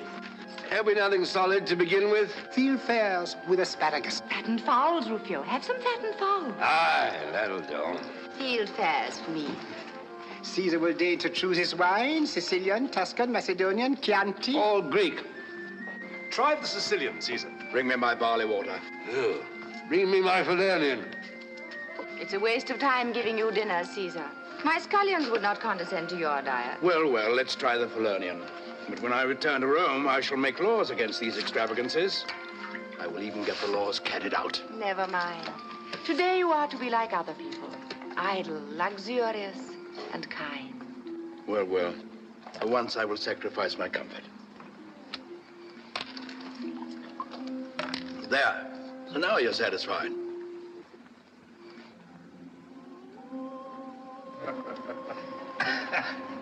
And you no longer believe I long for your departure for Rome. I no longer believe anything. My brains are asleep. Besides, who knows whether I shall return to Rome? Huh? What? 1 year of Rome is like another, except that I grow older. It's no better here in Egypt. The old men, when they're tired of life, say, we have seen everything except the source of the Nile. Why not see that? Cleopatra, will you come with me and drag the flood to its cradle, in the heart of the regions of mystery? Shall I make you a new kingdom and build you a holy city there in the great unknown? Yes, you shall. Now you'll conquer Africa with 2 legions before I finish the roast boar. No scoffing. This is a noble scheme. Come, let's name the holy city and consecrate it with Sicilian wine. Cleopatra shall name it herself. It shall be called Caesar's gift to his beloved. No, no. Something vaster than that. Something universal, like the starry firmament. Why not simply Cradle of the Nile?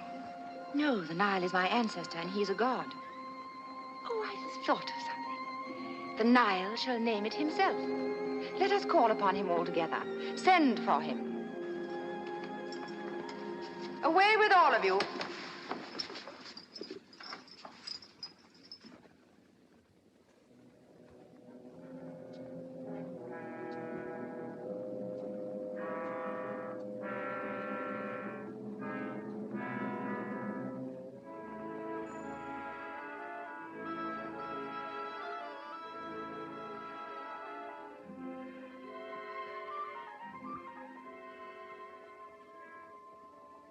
Go, I am a priestess and have power to take your charge from you. What hocus pocus is this? It is not hocus pocus. To do it properly, we should kill something to please him. But perhaps he will answer Caesar without that if we spill some wine to him. Why not call on our hawk-headed friend then? Shh, he will hear you and be angry. The source of the Nile is not in his district, I expect. Now let us call on the Nile all together. You must say with me, send us thy voice, Father Nile. Send us thy voice, Father Nile.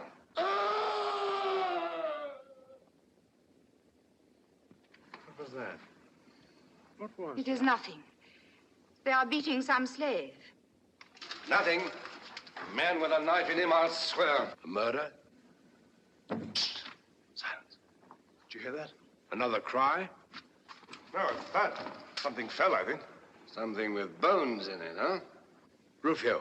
Will you leave me, Caesar? Apollodorus, are you going? Faith, dearest queen, my appetite is gone. Polydorus, go down to the courtyard, find out what has happened. Your soldiers have killed somebody, perhaps. What does it matter? This must be seen to.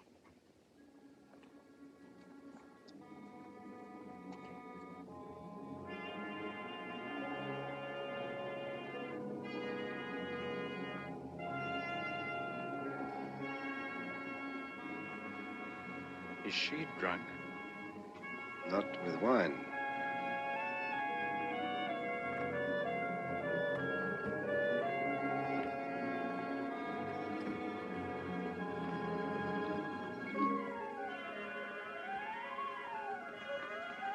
The queen looks again on the face of her servant.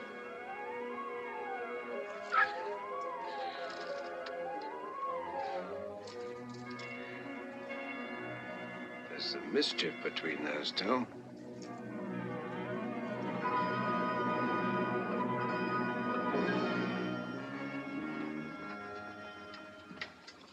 Cleopatra, what has happened?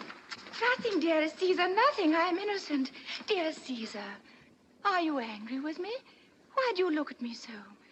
I have been here with you all the time. How can I know what has happened? That is true. Of course it is true. You know it is true, Rufio. I shall know. Presently. Caesar, remember your bodyguard is within call. Why do you allow Rufio to speak to me so? You should teach him his place. Teach him to be my enemy and to hide his thoughts from me as you are now hiding yours. Why do you say that, Caesar? Indeed, indeed, I am not hiding anything. You are wrong to treat me like this. I'm only a child, and you turn into stone because you think someone has been killed. I can't bear it. But there, I know you hate tears. You shall not be troubled with them. Only, I am so silly. I cannot help being hurt when you speak coldly. Of course, you are quite right. It is dreadful to think of anyone being killed or even hurt. And I hope nothing really serious. What has frightened you into this? What have you done? Ah, That sounds like the answer. I have not betrayed you, Caesar, I swear it. I know that. I haven't trusted you.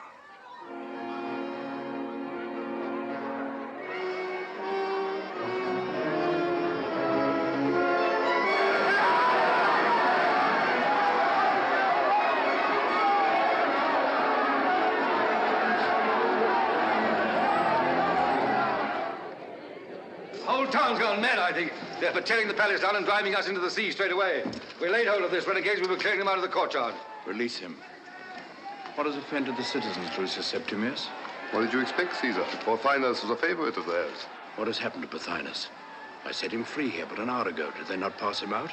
Aye, through the gallery arch, 60 feet above ground, with 3 inches of steel in his ribs. He is as dead as Pompey. We are quits now as to killing. You and I. Assassinated. Our prisoner. Our guest. Rufio. Whoever did it was a wise man. And a friend of yours. But none of us had a hand in it. Now, it's no use frowning at me. He was slain by order of the Queen of Egypt.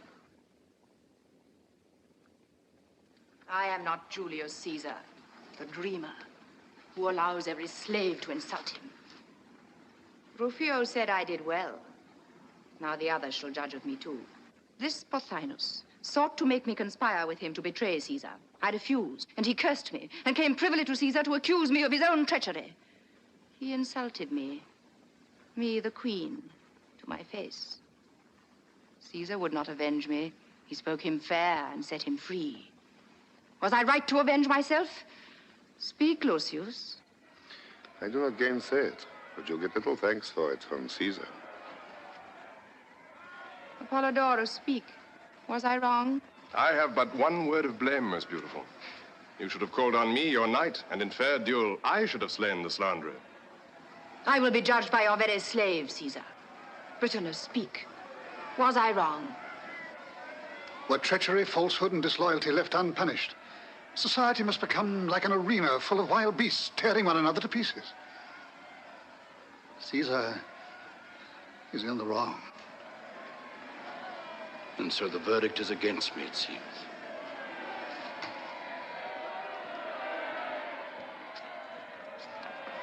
Listen to me, Caesar. If one man in all Alexandria can be found to say I did wrong, I swear to have myself crucified on the door of the palace by my own slaves. If one man in all the world can be found, now or forever, to know that you did wrong, that man will have either to conquer the world as I have or be crucified by it. Do you hear? These knockers at your gates are also believers in vengeance and in stabbing. You have slain their leader. It is right that they should slay you. And so to the end of history. Murder shall breed murder, always in the name of right and honor and peace, until the gods are tired of blood and create a race that can understand. Let the Queen of Egypt now give her orders for vengeance and take her measures for defense, for she has renounced Caesar. You will not desert me, Caesar. You will defend the palace. You have taken the powers of life and death upon you. I am only a dreamer. But they will kill me. Why not? In pity. Pity? What has it come to this so suddenly that nothing can save you but pity? Did it save Pothinus?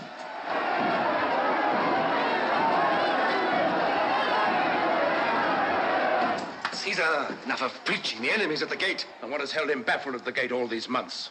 Was it my folly as you deem it, or your wisdom? In this Egyptian Red Sea of blood, whose hand has held all your heads above the waves? And yet when Caesar says to such an one, friend, go free, you, clinging for your little life to my sword, dare steal out and stab him in the back. By the gods, I'm tempted to open my hand and let you all sink into the flood. Will you desert us because we're a parcel of fools? I mean no harm by killing. I do it as a dog kills a cat, by instinct. We're all dogs at your heels, but we have served you faithfully. Alas, Rufio, my son, as dogs, we're like to perish now in the streets. Caesar, what you say has an Olympian ring in it. But I'm still on the side of Cleopatra. If we must die, she shall not want the devotion of a man's heart or the strength of a man's arm. But I do not want to die. Oh, ignoble. Ignoble. Hearken to me, Caesar. It may be ignoble, but I too mean to live as long as I can. Well, my friend, you are likely to outlive Caesar. Does Caesar despair? He who has never hoped can never despair. Caesar, in good or bad fortune, looks his fate in the face. Look it in the face now, and it will smile as it always has for Caesar. You presume to encourage me? I offer you my services. I will change sides if you will have me. But at this point? At this point. Do you suppose Caesar is mad to trust you? I do not ask him to trust me until he is victorious. I ask for my life and a command in Caesar's army. And since Caesar is a fair dealer, I will pay in advance. Pay? How? With a piece of good news for you. What news? What news? What news did you say, my son Rufio? The relief has arrived. Mithridates and Pergamus is on the march. Is it not so, Lucius Septimius? He has taken Pelusium. Lucius, you are henceforth my officer. Rufio, the Egyptians must have sent every soldier from the city to prevent Mithridates crossing the Nile. There is nothing in the streets now but mob. It is so. Mithridates is marching by the great road to Memphis to cross above the Delta. Achilles will fight him there. Achilles shall fight Caesar there.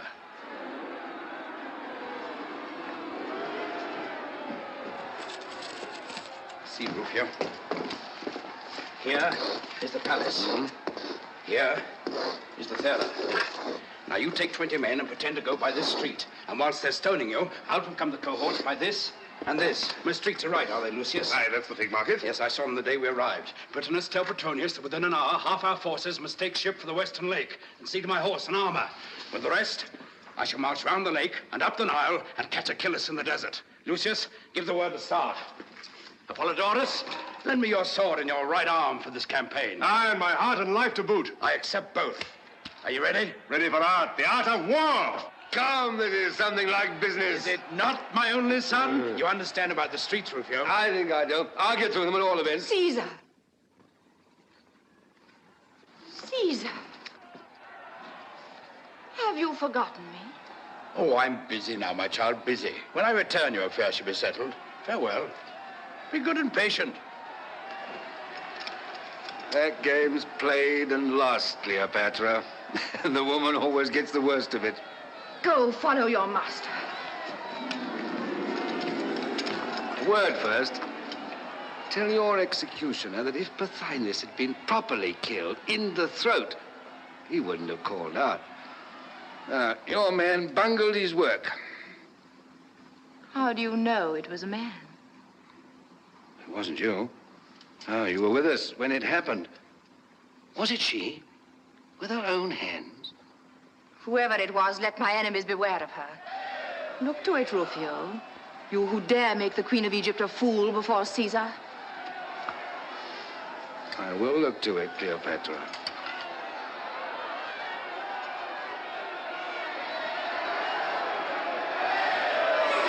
Let's teach these Egyptians how to fight and how to run. Eh? And then, home to Rome!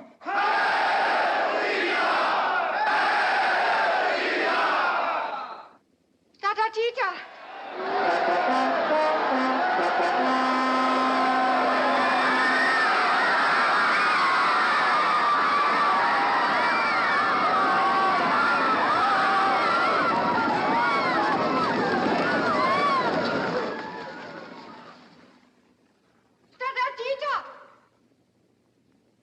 It is dark and I am alone.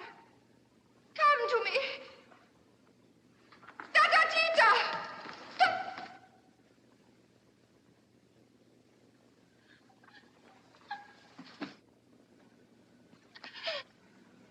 The queen looks again on the face of her servant.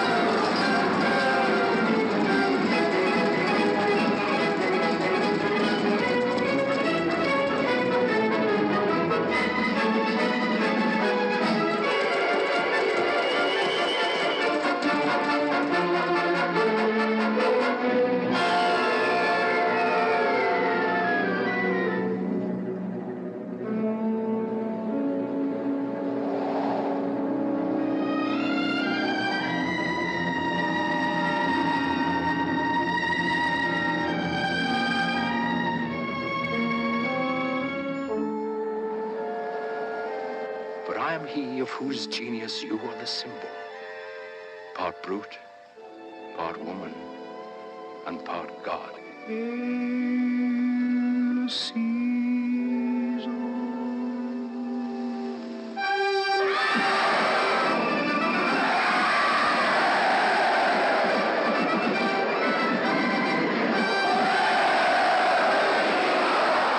he comes.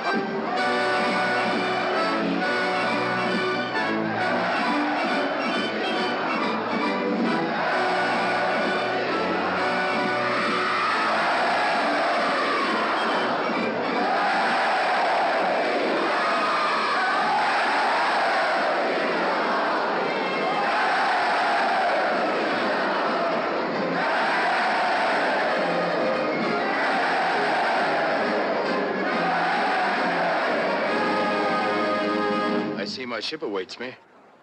The hour of Caesar's farewell to Egypt has arrived. And now, Rufio, what remains to be done before I go? Why, you've not yet appointed a Roman governor for this province. What say you to Mithridates of Pergamus? Why, that you want him elsewhere. Indeed. Well, what do you say to yourself? I, a governor? Are you dreaming? Do you not know I'm only the son of a freedman? Has not Caesar called you his son?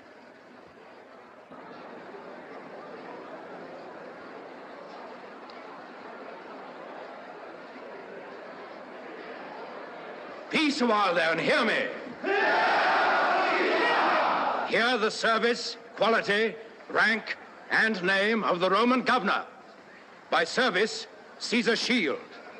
By quality, Caesar's friend. By rank, a Roman soldier. By name, Rufio.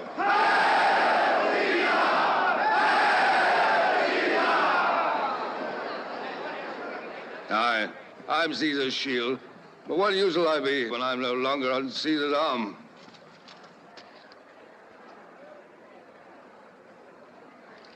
Where is that British islander of mine? Here, Caesar. And who bade you, pray, thrust yourself into the battle of the Delta, uttering the barbarous cries of your native land? Caesar, I ask you to excuse the language that escaped me in the heat of the moment. And how did you, who cannot swim, cross the canal with us when we stormed the camp? Caesar, I clung to the tail of your horse. These aren't the deeds of a slave, Britannicus, but of a free man. Caesar, I was born free. But they call you Caesar's slave. Only as Caesar's slave have I found real freedom. Well said. And grateful that I am, I was about to set you free. But now I will not part with you for 1,000,000 talents.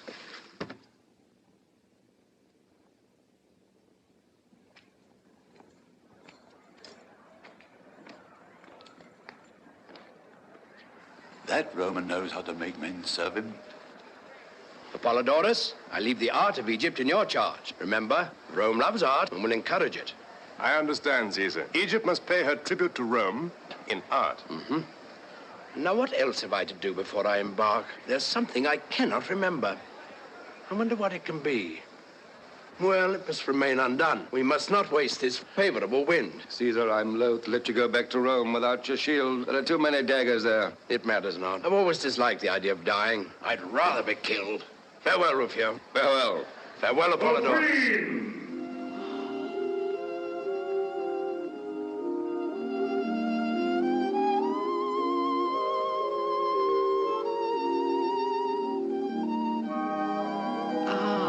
I knew there was something. How could you let me forget her, Rufio?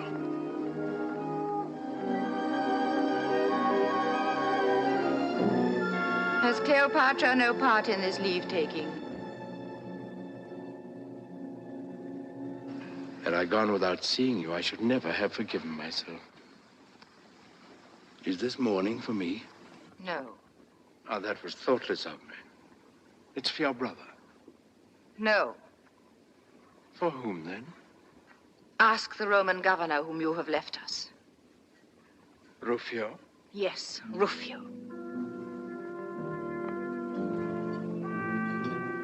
He who is to rule in Caesar's name, in Caesar's way, according to Caesar's boasted laws of life. He's to rule as he can, Cleopatra. He's taken the work upon him and will do it in his own way. Not in your way, then. Without punishment, without revenge, without judgment. Now, that is the right way, the great way, the only possible way in the end. Believe it, Rufio, if you can. I believe it, Caesar, but look you, Cleopatra had a tigress that killed men at her bidding. I thought she might bid it kill you someday. So, without malice, I only cut its throat. That's why Cleopatra comes to you in mourning. He has shed the blood of my servant Patatatita. Upon your head be it, Caesar, as upon his, if you hold him free of it. On my head be it, then. But it was well done, Rufio. Come, don't be angry with me. I'm sorry for that poor Tita. Ah, you're laughing. Does that mean reconciliation? No, no, no.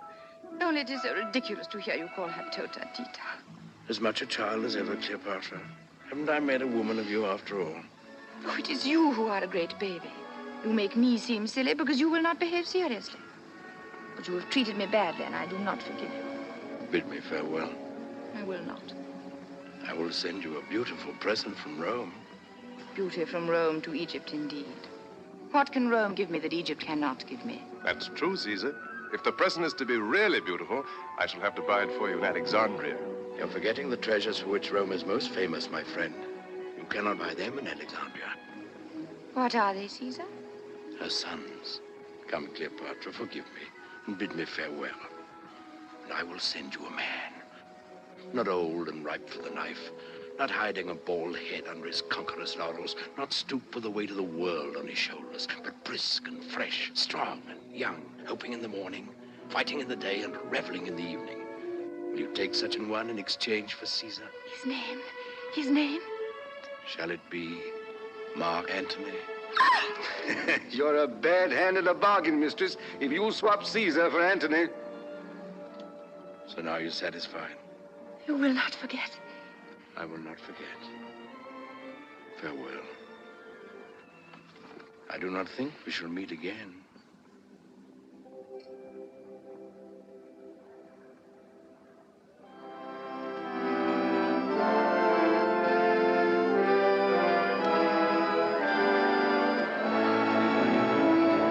Hail and farewell.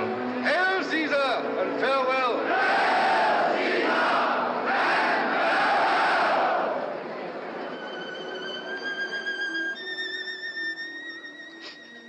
No tears, dearest queen. They stab your servant to the heart. He will return someday. I hope not. But I can't help crying. Just the same.